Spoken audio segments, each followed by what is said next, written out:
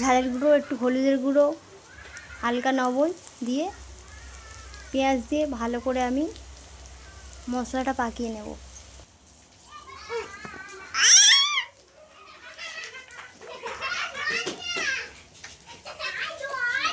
টমেটোটা তুলে দেবো।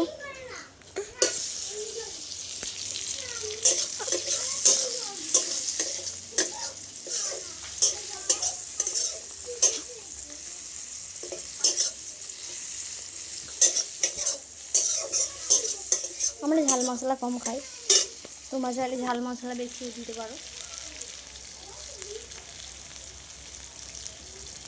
একটু পরিমাণ জল দেবো, জল বা পানি অল্প পরিমাণ দিয়ে একটু কষিয়ে নেব।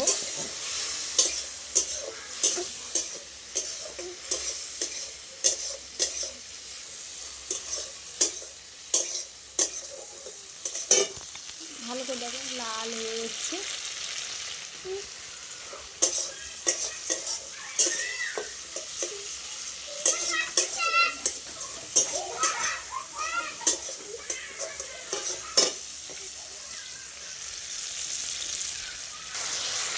মশলাটা পাকানো হয়ে গিয়েছে, এবারে কেটে রাখা আলু আর ঝিঙেটা দিয়ে দেবো, দিয়ে একটু ভালোভাবে নেড়ে ছেড়ে নেবো।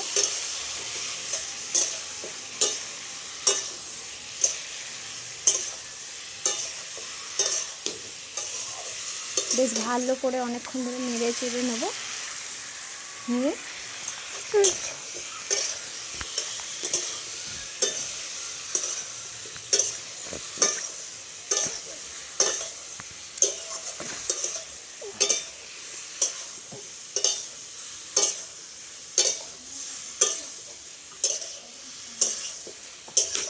অল্প অল্প অল্প অল্প জল দিয়ে ভালো করে কষতে থাকবো আলুটা ঝিঙেটা। একটু পাতলা ঝোল মতো করব। আগের দিনের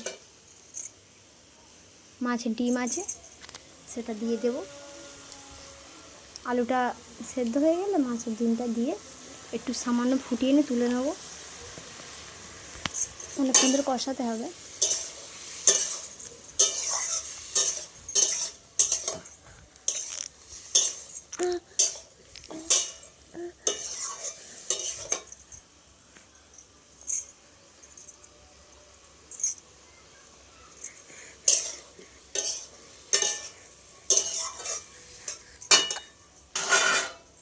একটু ঢাকা দিয়ে রাখবো।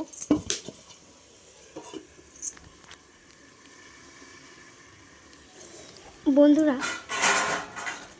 তোমরা দেখতেই পাচ্ছ সামনে একটা মসজিদ আছে, এই আমার গ্রিলের পাশে একটা বিরাট বড় পুকুর আছে, এই রাস্তা। আজ রবিবার, গাছপালা অনেক আছে, ভিউটা দেখতে পাচ্ছ। তারপরে দেখাই, দেখো আমার বাড়ির সামনে কত সুন্দর একটা পুকুর। আমার এখানে কয়েকটা গাছ লাগিয়েছি, কাঁঠাল গাছ আছে, পেঁপে গাছ আছে, কড়াইল গাছ আছে। হালকা হালকা হাওয়া হচ্ছে।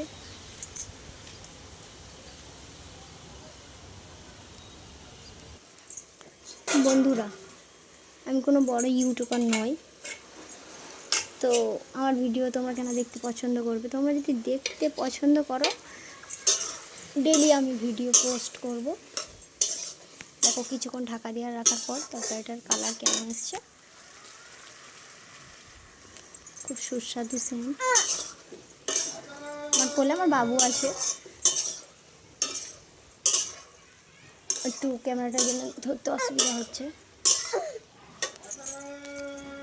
এই আমার বাবু কোলে আমার আছে, কি দেখছে তো জানি না।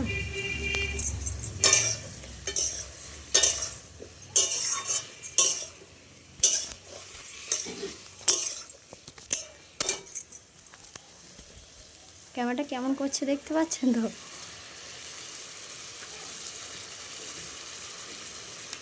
পরের ভিডিও আবার দেখা হবে। অল্প পরিমাণ জল দিয়ে এবার বসিয়ে দেবো, কষানো হয়ে গিয়েছে।